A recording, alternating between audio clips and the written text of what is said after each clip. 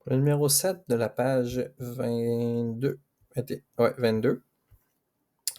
Au fond, on a l'illustration suivante qui représente un verre à vin où sont indiquées certaines dimensions.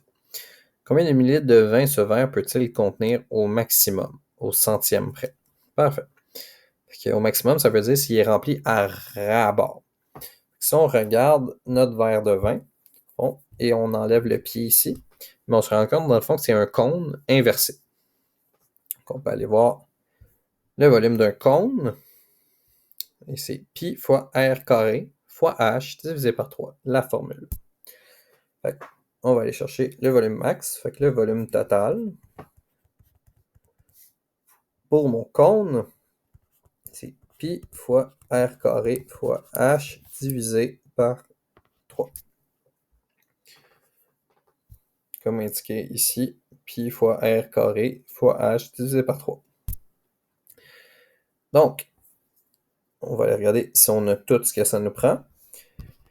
Pi, comme d'habitude, 3,1416.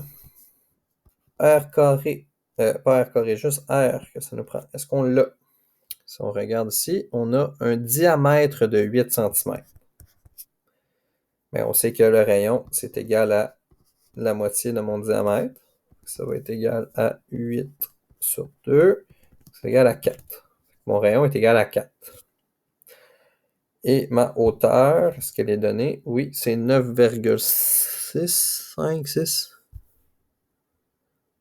Ça a l'air d'un 6. Fait que 9,6 cm. Si vous le faites avec 6,5, ça va vous donner quoi de légèrement plus petit, mais ça ne change pas grand-chose. C'est des centimètres et ça, c'est des centimètres.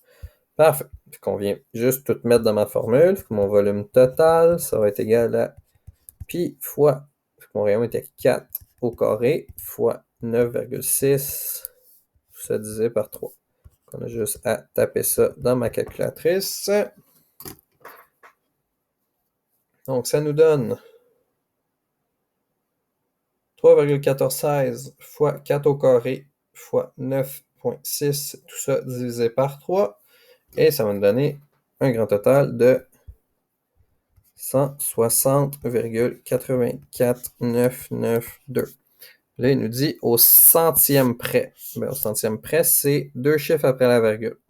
Ça va être à peu près égal à 160,85. Puis ça, c'est des centimètres cubes. Puis là, on voulait savoir combien de millilitres. Fait qu'il faut transférer nos centimètres cubes en millilitres. On va dans nos notes de cours. On vient à l'échelle suivante. Et juste pour bien faire, on voit que les centimètres cubes, ils se transfèrent directement à millilitres.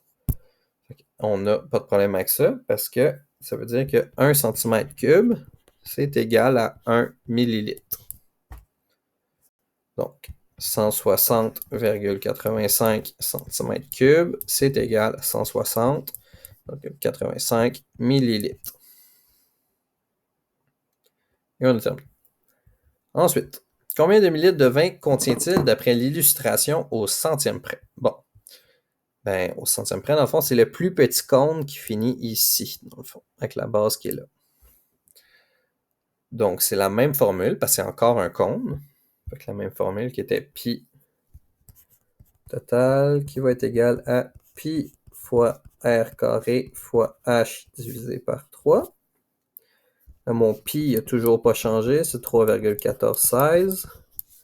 Mon rayon, là, il va avoir changé, parce que le diamètre n'est plus de 8, il est de 4,8. Fait que c'est égal à mon diamètre sur 2, qui va être égal à 4,8 divisé par 2, ce qui est égal à 2,4 cm. Et ma hauteur, elle est de 5,8 cm. Donc, encore une fois, c'est des centimètres, fait que ça ne sera pas bien compliqué de les changer en millimètres. Donc, on vient remplacer toutes les variables par leur valeur. Fait que le volume total est égal à pi fois r carré, donc 2,4 au carré, fois 5,8 divisé par 3. Volume total, On entre sur notre calculatrice. Donc, 3.1416 multiplié par 2,4 au carré, multiplié par 5,8, le tout divisé par 3, ça nous donne un total de 34,984. Donc, on arrondit au centième, donc 34,98. Ça, c'est des centimètres cubes. On voulait des millilitres. Donc, 1 centimètre cube, c'est égal à 1 millilitre. Donc, 34,98 cm3, c'est égal à 34,98 millilitres.